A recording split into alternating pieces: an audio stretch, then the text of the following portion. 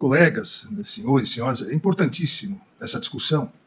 Eu mesmo, no Tribunal Superior Eleitoral, criei um grupo de trabalho, né, e vários, eu diria que todos aqui que vão se manifestar estão representados no grupo de trabalho.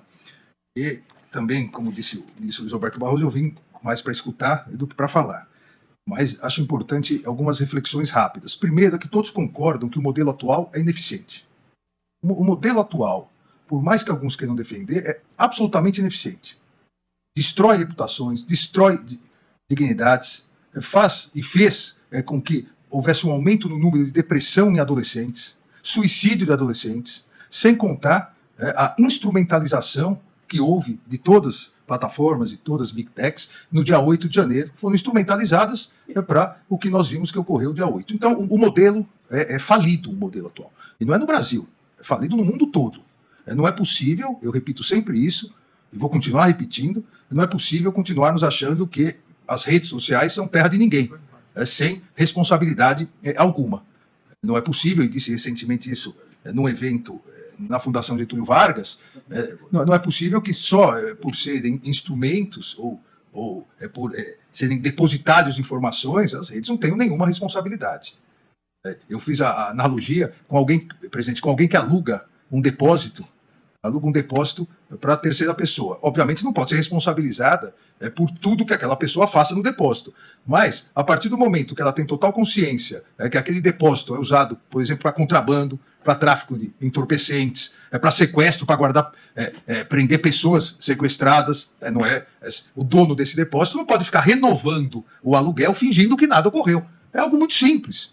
É a mesma coisa em relação às redes sociais, às Big Techs. Se você sabe que está ocorrendo algo errado, deve uma providência ser tomada. Então nós temos que aprofundar essa discussão, há necessidade na melhoria da autorregulação, da mesma forma que há uma autorregulação em relação à pedofilia, pornografia infantil, direitos autorais, nós temos que estender essa autorregulação para a questão de atentados contra a democracia, nazismo, fascismo.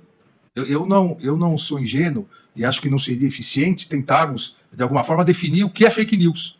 Mas é possível estender a autorregulação, uma atuação mais direta para questões objetivas. Atentados contra as instituições, atentados contra a democracia são coisas objetivas. Não é possível alguém olhar mensagens, troca de mensagens, publicações, twitters, etc., dizendo vamos invadir, vamos quebrar o Supremo, vamos quebrar o Congresso, e achar que isso é subjetivo. Isso é objetivo. Isso tem que ser combatido. Da mesma forma, discurso de ódio nazista, discurso de ódio racista, discurso de ódio fascista, são algo, objetivos que devem ter o mesmo tratamento que hoje. Esse tratamento já é dado via inteligência artificial, via algoritmos, para pornografia infantil, para pedofilia e para direitos autorais. Então, há necessidade da melhoria da autorregulação e entendo que há necessidade de standards na regulamentação do Congresso Nacional para que nós possamos avançar. É muito dinâmica essa questão, então nós temos que avançar nesse avanço, depois analisar se foi suficiente e novamente avançar. O que nós não podemos realmente é continuar com o modelo atual. O modelo atual já se mostrou ineficiente, o modelo atual já demonstrou que pode ser instrumentalizado contra a democracia, que pode ser instrumentalizado contra o Estado de Direito. Por isso, parabenizo Vossa Excelência, o ministro Dias Toffoli e o ministro Luiz Fux, pela iniciativa dessa audiência pública, para que nós possamos discutir os mecanismos possíveis. Até porque, e o meu contato no Tribunal Superior Eleitoral com as plataformas, os responsáveis pelas redes sociais, mostra que também eles querem evoluir. Isso é muito importante. Não há antagonismo. Há maneiras diversas de enxergar o mesmo problema, mas todos reconhecem que o problema existe e todos reconhecem que é necessário alterar o modelo. Como fazer discussões como essa vão levar a um caminho que me parece importante. Muito obrigado. Muito obrigado, ministro Alexandre de Moraes. E agora passo a palavra ao ministro de Estado da Justiça e Segurança Pública, querido amigo ministro Flávio Dino. Meus cumprimentos ao Supremo Tribunal Federal, assim como ao Congresso Nacional, aos meus colegas de governo e também ao Ministério Público, as senhoras e os senhores. Saudar muito especialmente os relatores, ministros Toffoli e Fux, pela iniciativa dessa audiência pública, que o governo liderado pelo presidente Lula considera como de mais alta relevância. Nós consideramos que não há tema mais estruturante do perfil da democracia no século XXI quanto este, e por isso desafia todos os poderes. Nós temos feito um debate muito rico no interior do governo, do Poder Executivo, e estamos ofertando essas reflexões a este tribunal. Aqui falará o senhor procurador da União, Marcelo, a professora Estela, o João Brant, entre outros colegas de governo, que vão expressar essas reflexões que nós temos feito. E quero apenas assentar 3 premissas fundamentais que têm levado a essa reflexão no Poder Executivo. A primeira é que a liberdade de expressão não está em risco quando se regula. Ao contrário, defender a liberdade de expressão é regulá-la, porque diz respeito ao desenho e ao conteúdo do direito. É fixar fronteiras entre uso e abuso. Por isso mesmo, não há nada de exótico, ou de heterodoxo, ou de pecaminoso neste tribunal ou no Congresso discutir regulação do conteúdo da liberdade de expressão, porque íncito ao seu conteúdo a noção de responsabilidade. Liberdade de expressão sem responsabilidade não é liberdade de expressão, é crime, é violação de direitos, é abuso de direitos. A segunda premissa é que o algoritmo é humano. A Bíblia, no livro de João, diz: no princípio era o verbo. Há alguns que acham que no princípio era o algoritmo. Não. Não se trata de um ente divino suprimido à regulação. O algoritmo é humano, assim como a nuvem é física. E por isso mesmo é preciso tratar, sim, de regulação, que é algo que é humanamente programado e reprogramável. Sobretudo pelas autoridades legitimadas a tanto, encartadas nos 3 poderes do Estado. A terceira e última premissa: não tratamos apenas de modelo de negócios. Se fosse isto, já seria grave. Mas nós estamos falando do controle das subjetividades na sociedade. Nós estamos falando do controle do espaço público e do controle do discurso político da sociedade, para muito além de hábitos de consumo. Nós estamos, portanto, falando do próprio delineamento das sociedades contemporâneas.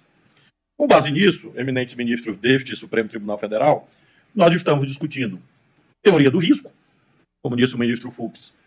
As reflexões jurídicas caberão ao pleno desse tribunal, e nós temos feito essas reflexões e estamos ofertando a este debate judicial. Risco-proveito. Começamos uma reflexão no nível do Código de Defesa do Consumidor, inclusive com a aplicação de sanções pela Secretaria Nacional do Consumidor a alguma dessas plataformas que, na nossa visão, têm infringido o dever de cuidado e isso a qualquer atividade econômica.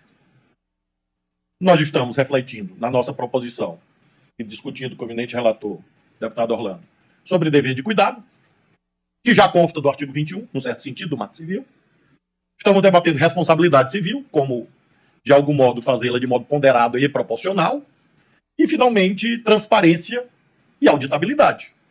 Uma vez que, se o algoritmo é humano, ele está sujeito a questionamentos. E, portanto, está obrigado a prestar contas a toda a sociedade, especialmente aos consumidores desses serviços, que não podem ser violadores dos direitos à saúde e à segurança. Nós temos muita determinação, para, nos limites das competências governamentais, oferecer subsídios à reflexão de quem decide. O governo tem legitimidade derivada das urnas. Uma obviedade que é preciso dizer, porque todas as vezes que o governo opina, é como se fosse quase um ente satânico. O governo está se metendo. Nós somos pagos para isso. Nós somos pagos para opinar. Mas, nesse caso, não decidimos. Opinamos. Perante esse tribunal, pelo senhor advogado-geral da União, e perante o parlamento, perante todos nós que compomos o governo, e cumpriremos a nossa obrigação de opinar, porque nós acreditamos que eventos como 8 de janeiro não devem se repetir e não devem repercutir naquilo que o ministro Alexandre e todos os demais, o ministro Gilmar, o próprio ministro Toffoli, Luiz Roberto Barroso, mencionaram. Nós estamos falando de vidas humanas. Nós estamos falando de vidas destruídas. Uma jovem adolescente se matou. Quantos homicídios estão sendo perpetrados em escolas? Tais eventos ocorriam antes, não há dúvida. Mas, infelizmente, se rotinizaram em face dessas incompreensões quanto ao impacto gigantesco e, portanto, a necessidade de uma simetria da regulação diante da potencialidade lesiva, danosa que esses fenômenos trazem. Por isso, eminente presidente dessa sessão, ministro Toffoli, o nosso governo, e trago a palavra do presidente Lula, desejam que os 3 poderes consigamos avançar junto com a sociedade para uma regulação legítima e democrática. Muito obrigado.